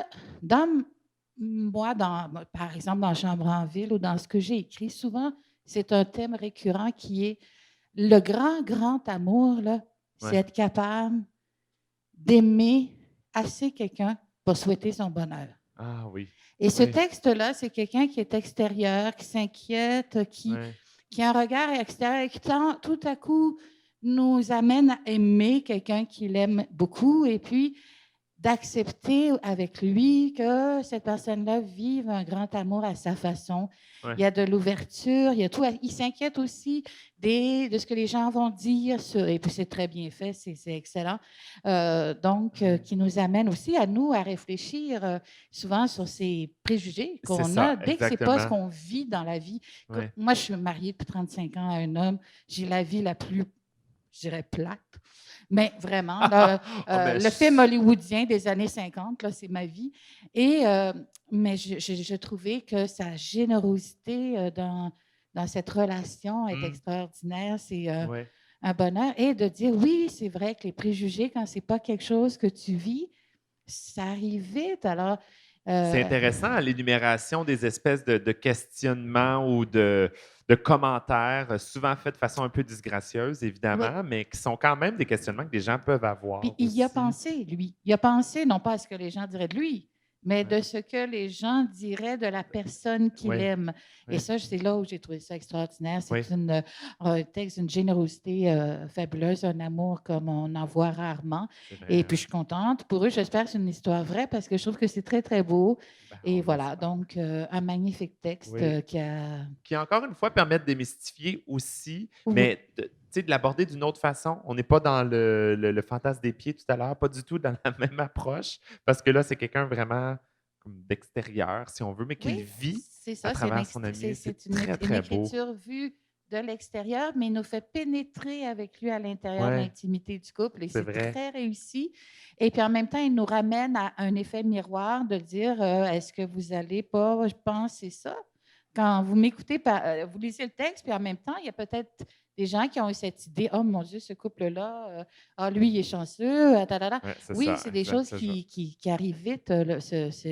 Alors que dans le fond, on leur souhaite juste d'être heureux parce que c'est tout ce qui est important, c'est l'amour. Exactement. On s'entend tous là-dessus. Terminer sur une phrase comme je ne l'ai pas exact, c'est est-ce qu'on a deux... Le bonheur n'est pas un chiffre. Je me pose une question, est-ce que l'on a 2 fois plus d'amour? Est-ce que l'on a 2 fois plus d'amour? C'est fabuleux, c'est extraordinaire. Je leur souhaite sincèrement parce que c'est extraordinaire de rencontrer de voir des gens heureux. Donc, c'est ça. Fait que bravo, Miguel. Et puis, ça confirme parce que Miguel, si je me souviens bien, a déjà gagné. Il a déjà été dans les finalistes. Et je crois qu'il faut qu'il se fasse confiance parce que ses textes sont extraordinaires. Il a une façon de nous amener dans ses pensées. C'est ça. Je pense que la générosité crée une émotion différente qui mérite que Miguel continue. J'aimerais voir Miguel faire quelque chose qui ressemble plus, peut-être une pièce de théâtre ou Intéressant. un scénario peut-être Oui. de film. Il y a de la place pour ça beaucoup, ou un roman, Très ce qu'il veut, intéressant. mais j'aimerais ça. Je voudrais en même temps lui envoyer un message qui Ah. dit Miguel, continue, tu as du talent, bravo. Bon, on lui souhaite plein d'amour et merci beaucoup, Sylvie. Ben, merci C'est un immense beaucoup. plaisir. Merci. Nous en sommes donc rendus à notre dernier texte de ce cabaret littéraire et par la suite, nous allons pouvoir dévoiler le gagnant ou la gagnante de ce cabaret littéraire 2020 qui, je vous rappelle, va gagner quand même une bourse de 1000 dollars. Si la personne, évidemment, n'est pas sur place, nous allons la contacter tout à l'heure et vous allez pouvoir le voir sur l'écran, le gagnant ou la gagnante. Mais il nous reste quand même un texte. Nous Oui. allons donc retrouver pour cette dernière lecture notre cher Denis Martin Chabot. Moi, j'allais dire, si la personne n'est pas là, Barbada, toi Oui. puis moi, on va garder le chèque. Ah, non, non, non, non, j'ai pas, je veux absolument pas cet argent-là. Tous les finalistes la méritent beaucoup plus que moi. Alors, le texte que je vais vous lire s'appelle Euphorie, qui nous a été proposé par Jean-François Villeneuve. Elle dit Frédéric avec Q-U-E. C'est ton nom. Elle dit Je t'aime et tu m'aimes. Nous vivons ici ensemble. Tout le reste est à créer. Je lui affirme Je suis un gars. Elle dit OK, moi aussi. Je lui demande pourquoi elle utilise le féminin si elle est un homme. Elle répond Parce que je n'ai pas à me restreindre aux normes sociales hétéro-fucking normatives. Parce que je n'ai pas à y penser, et toi non plus. Parce que tu es lui, je suis elle, mais ça, c'est juste des mots. Le reste du temps, on est all over the place. Et c'est parfait comme ça. Elle approche sa main de la mienne, la dépose sur sa poitrine et me dit « Écoute ton cœur ». Et j'entends les battements assouplis. Elle amène ensuite nos deux mains contre le sien et dit « Ça, c'est tout ce qui compte. C'est ce qui prouve que tout est vrai, que tout ça est vrai. » Je lui demande « Depuis quand nous vivons ainsi? » Mais elle ne répond pas. Je lui demande « Toi et moi, ça fait longtemps? » Elle répond « Nous avons toujours marché main dans la main. Nous traverserons le temps et les époques. C'est toi qui as tout commencé, mais je ne me souviens de rien du tout. » Elle approche sa bouche de la mienne, m'embrasse de sa salive parfumée de nos odeurs. Elle dit « Il faut se reconstruire en permanence dans l'euphorie du moment. » Et ça me va. Elle affirme prendre plaisir à mes caresses et l'électricité qui se communique de mes doigts et à ses terminaisons nerveuses. Elle serre les dents et ma main et ma nuque, s'accroche à mon cou comme un naufragé à un récif. Elle dit « Je t'aime parce que c'est ça, parce que notre amour se résume à chacun de ces excès qui justifient la vie et ses caprices. » Elle chuchote « Tu es mon Bacchus et je serai toujours ta Polymnos. » Je suis une fleur à la corolle ouverte, prête à accueillir les pattes et les langues des ouvrières en quête du nectar de vie. Elle dit « Frédéric, tu es sublime. » Et je ne peux que m'enrouler autour d'elle, découvrir qu'elle n'est pas totalement celle qu'elle était quelques secondes plus tôt. Elle dit « J'aime pas les cases, je n'aime pas les définitions, je n'aime pas les contraintes. » Elle dit « Moi, je veux les défoncer, les briser. Je veux tout mettre à terre et varger dessus jusqu'il n'en reste plus rien. » Elle dit « Je veux vivre libre, libre de faire ce que je veux, comme je désire, et avec la personne que j'aime. » Je lui réponds « Personne ne va t'empêcher d'être celle que tu aspires à devenir. » Avec délicatesse et douceur, je rase sa tête avec un rasoir jetable qui coupe le cuir chevelu sous la mousse blanche à l'odeur d'aloès. Elle place sa main contre ma bouche et chuchote « Je souhaiterais t'avaler pour ne plus jamais me séparer de toi. » Chaque jour, je me réveille en elle. Je suis Frédéric avec Q-U-E, parce que ces trois lettres sont importantes, parce qu'elles offrent toutes les possibilités, parce qu'elles fracassent la binarité, parce qu'elles veulent tout dire en laissant sous-entendre des options à l'infini. Chaque jour, la bombe nucléaire de notre couple, le matin des découvertes, des questionnements, des baisers sans lendemain, Si l'amour est radioactif, nous sommes la fission du cœur de Tchernobyl et notre appartement, le sarcophage à l'intérieur duquel les dieux se lovent chaque jour. Nous échangeons nos vêtements. Elle porte mes jeans et mon t-shirt troué en même temps que j'enfile sa jupe. Excusez-moi, oh my God, j'ai un petit problème de texte. Sa brassière, ses talons hauts. Elle dit, « Tout ce qui est à moi est à toi, et je ne trouve rien à redire. » Elle s'est bandée la poitrine et pacté l'entrejambe. Ma tête flotte dans un nuage de fond de teint. Ses lèvres colorent d'un rouge électrique mon visage fraîchement lavé. Elle me confie, « Je ne sais plus qui je suis. » Et je lui réponds, « Frédéric avec QUE. » Et elle m'embrasse encore plus fort. Il faut redevenir nos identités plurielles et la seule façon de réussir est d'ouvrir les yeux sans ciller et de ne plus connaître jusqu'où s'arrête notre propre corps. Elle dit, « Nous danserons nus sous la pluie et personne ne nous verra. Et au soleil, nous serons deux amoureuses qui marcheront dans la réalité de notre univers. Nous ferons l'amour contre les murs de briques qui nous déchirent le dos. Nous recommencerons au milieu de la rue parmi les voitures. » Allez m'excuser, c'est la première fois que ça m'arrive, je fais ça, j'ai mêlé mes feuilles en furie. Il n'y aura pas de questions, pas de colère, pas d'incompréhension. Nos corps rugiront toutes les couleurs de l'arc-en-ciel et nous serons toutes puissantes. Elle dit, « Tu me prendras en toi et tout le monde verra que même ainsi, je serai ton amoureuse et aucune autre. » Elle crie, « Frédéric! » Mais elle répète, « QUE, QUE, QUE. QUE, comme une incantation. Elle dit, « Fais-moi mal. Fais-moi mal encore plus fort. » Elle soutient, « C'est tellement trop, mais assez, mais pas assez. » Elle rit aux larmes et insiste jusqu'au sang, « C'est pas assez. » Elle veut mes dents dans sa chair. Elle me désire en elle et tout partout.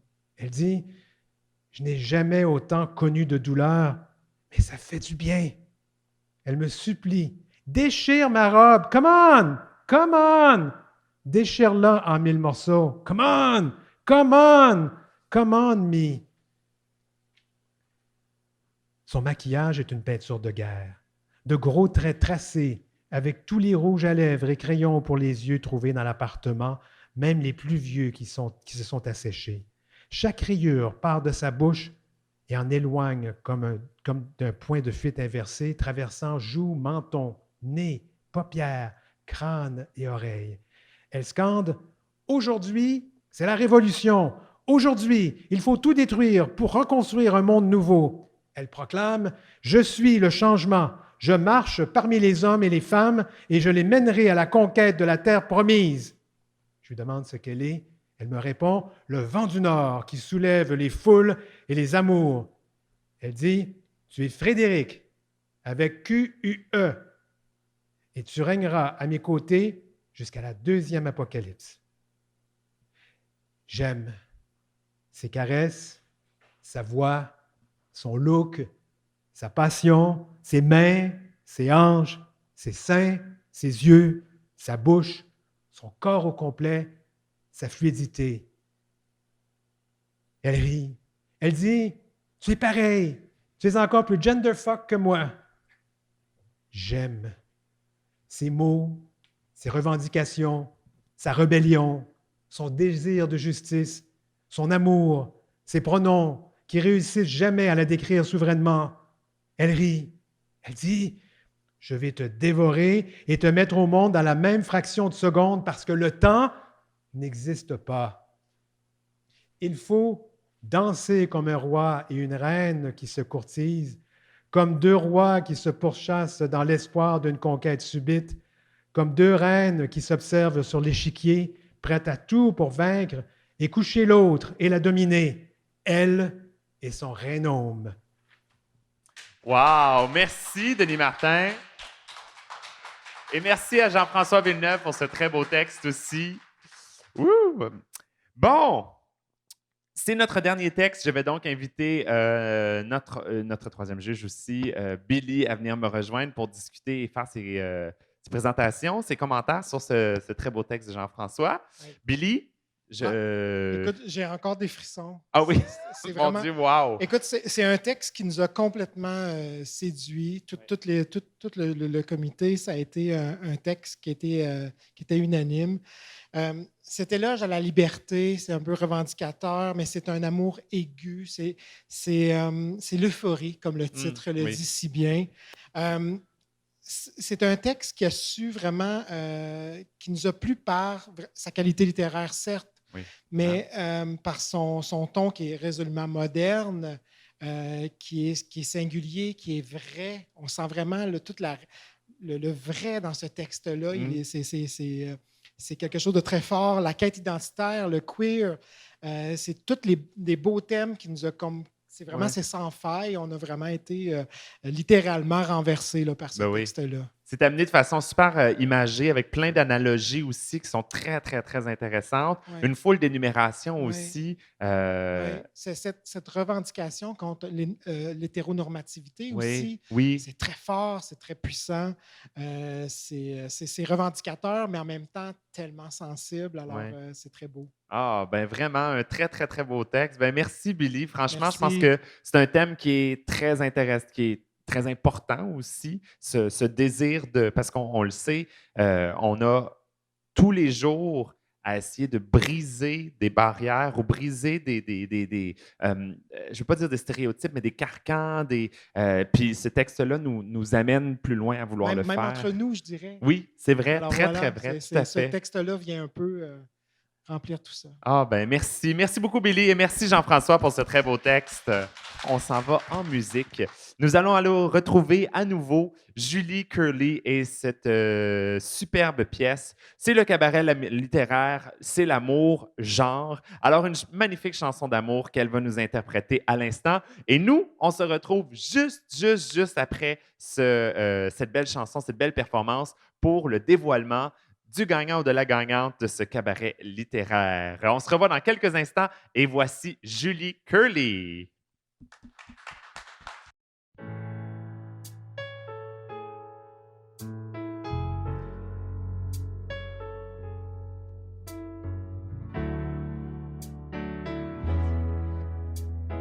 Quand je m'endors contre ton corps, alors je n'ai plus de doute.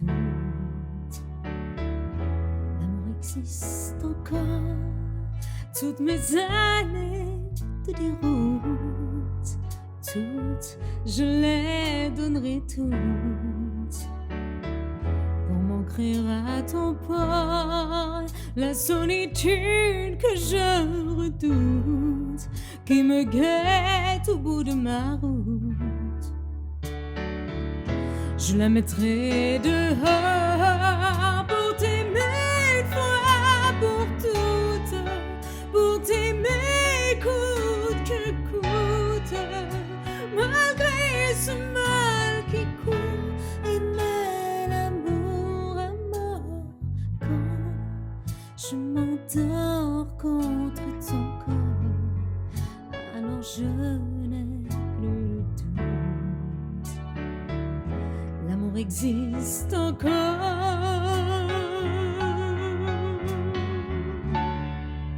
L'amour existe encore.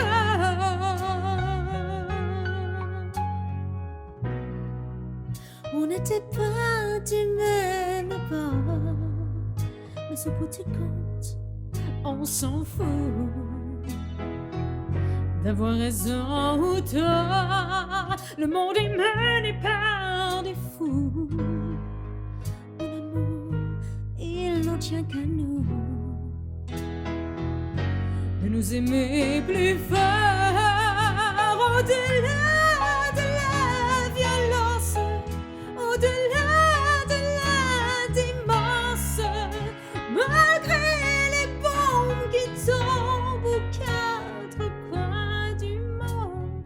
Quand je m'endors contre ton corps, alors je n'ai plus de doute. L'amour existe encore.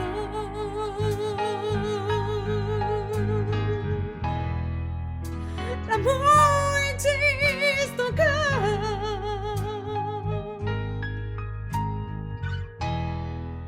L'amour existe encore.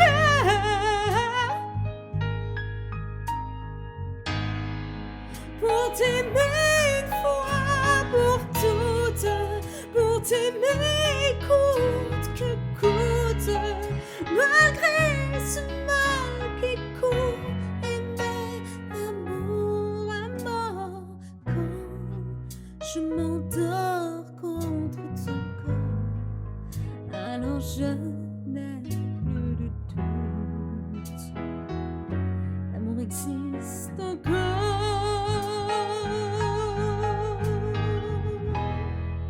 L'amour existe encore. C'est donc maintenant le moment qu'on attend de tous et toutes. Nous allons... Denis Martin est avec moi à 2 mètres sur la scène.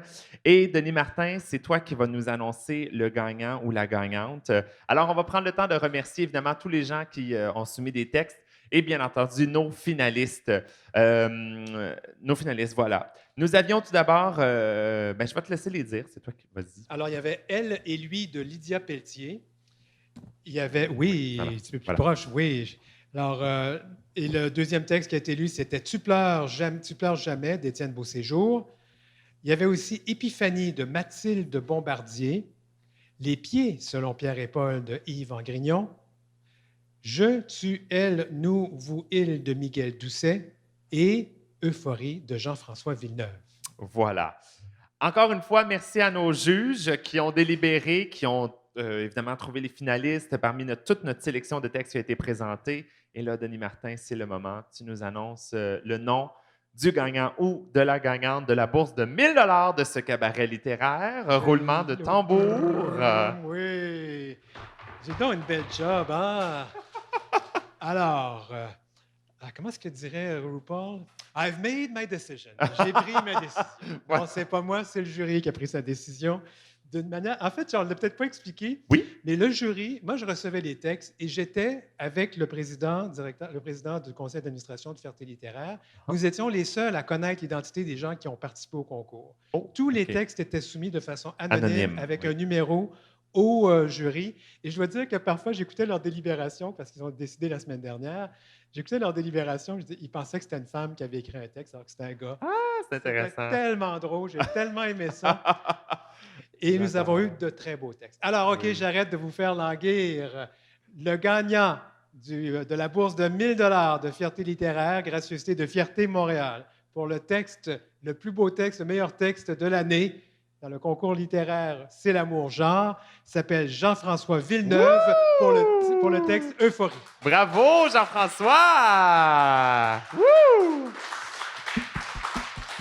Je pense que là, on a un petit problème technique. On ne peut pas avoir Jean-François sur l'écran, mais on l'a. Est-ce qu'on l'a au téléphone? C'est bien ça? Est-ce que tu nous entends, Jean-François? Jean-François, est-ce que tu nous entends? Ou peut-être- Oui, je vous entends. Oui, Jean-François. Alors, félicitations. Bravo, Jean-François, pour cette belle bourse de 1 000 $ et surtout pour ce Merci superbe texte. Écoute, 2-3 mots, Jean-François. Ça fait bizarre de parler à quelqu'un qui n'est même pas là. 2-3 mots, Jean-François.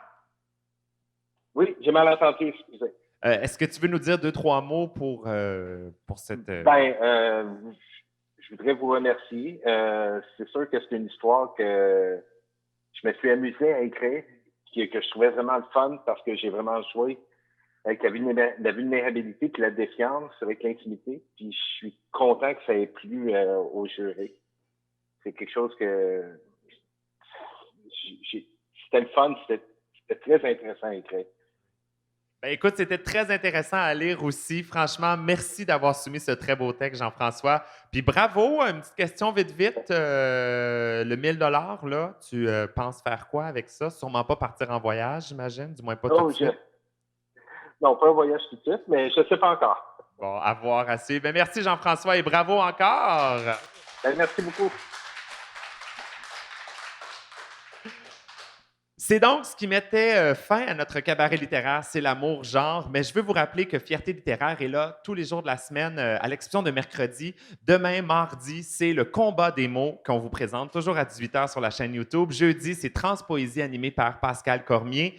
Vendredi, vous me retrouvez, moi, en compagnie de 6 auteurs, qui vont venir vous présenter 4 ouvrages différents pour la soirée On rit plus, mais on lit avec Barbada. Et finalement, samedi, Transport littéraire, aussi animé par Pascal Cormier, avec des auteurs et des autrices de la communauté trans qui vont venir nous parler de la communauté trans. Et tout ça ici même sur votre chaîne YouTube.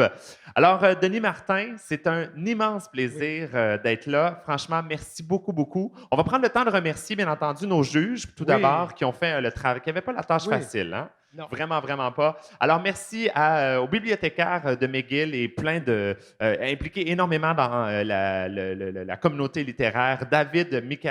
Michael David Miller, merci beaucoup. Merci, mon cher Michael. Librairiste, voilà, libraire, oui. à la librairie de Verdun, qui était avec nous. Merci beaucoup, Billy Robinson. Et finalement, autrice très connue aussi, scénariste également, Sylvie Payette, qui était là. Merci beaucoup, Sylvie. Je veux remercier le cocktail de nous recevoir. Merci beaucoup d'avoir accepté de nous recevoir pour ces beaux événements. Je veux remercier, bien entendu, Fierté Montréal. Fierté Montréal, parce qu'ils y ont cru cette année. Avec la pandémie, nous étions convaincus que nous ne pourrions pas faire d'événements. Et ils ont été d'une générosité et d'un appui vraiment... C'est incroyable d'avoir pu faire ça. Et d'une adaptabilité aussi, de pouvoir revirer ça. Alors, nous, on est très contents de ça. Il y a eu aussi la Fondation Émergence qui nous a donné un petit coup de pouce. Alors, ça aussi, on le souligne. Leslibraires.ca, les librairies indépendantes qui nous appuient tout le temps. Je vais les nommer, ils ne sont pas nombreuses. Le Guillion, ici dans le village à Montréal. Zone Libre, qui n'est pas loin du village. Si vous restez dans l'ouest de la ville, il y a la librairie de Verdun. Et pour ceux qui nous écoutent à Québec, la librairie Vaugeois, qui sont aussi de nos partenaires. Excellent, merci beaucoup. Je crois que la Fierté littéraire est présentée par Fido, si je ne me trompe pas aussi. Alors, merci beaucoup à toutes ces belles personnes. Je veux remercier pour son excellent travail de lectrice aujourd'hui, lectrice de nouvelles, c'est pas le bon mot. Mais bref, elle a mis tellement d'émotions dans les textes qui nous ont été présentés. Alors, merci Pascal Cormier. Bravo. Et moi, j'aimerais remercier... toi, Barbada. J'aimerais te remercier parce que c'était la première fois qu'on faisait ce genre d'événement et on avait prévu de le faire devant une foule. Mais ça a été super bon. Tu es une très bonne intervieweuse. J'ai vraiment aimé ça. Ça a vraiment mis beaucoup de dynamisme à notre événement de ce soir. Merci. Alors, c'est certain que je vais te faire la grande demande. Oh mon L'année Dieu, prochaine, mon Dieu, je suis ému. L'année prochaine? Oui. Attends, tiens, j'ai une bague. Là. Mets-moi la bague, la noune au doigt, comme on dit. Hey, merci, Denis Martin. Je pense qu'on peut donner une bonne main d'applaudissement à l'organisateur de toute de ces belles fiertés littéraires. Denis Martin Chabot. Merci. Sur ce, on se revoit demain, si vous voulez, à 18h également pour le combat des mots. On vous laisse par contre sur une autre superbe chanson de Julie Curley qui va nous interpréter un classique, un très, très beau classique. Et on se revoit dès demain. Merci beaucoup d'avoir été là. Mon nom est Barbada. Je vous souhaite une très bonne soirée et surtout une bonne fierté. Soyez fiers d'être qui vous êtes et aimez-vous les uns les autres. Bonne soirée tout le monde! Pour terminer, un classique d'Etta James.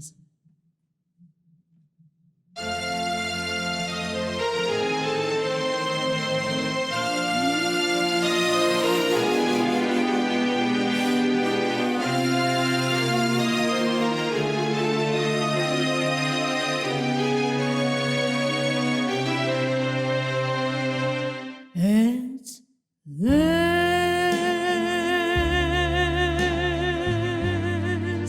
my love has come along. My lonely days are over, and life is like a song.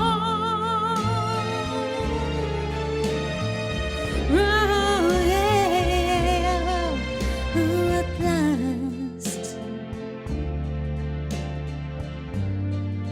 the skies above blue.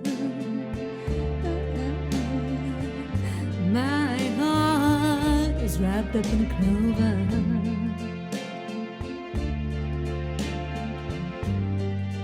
The night I'll tell you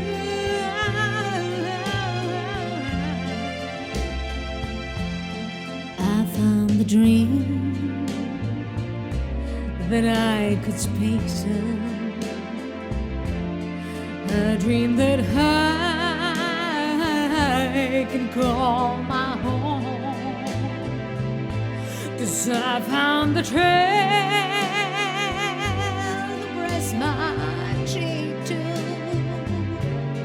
a trail that I never knew.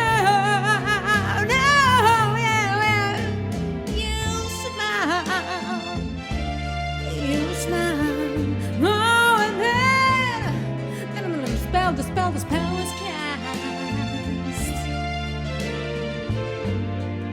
And here we are in heaven.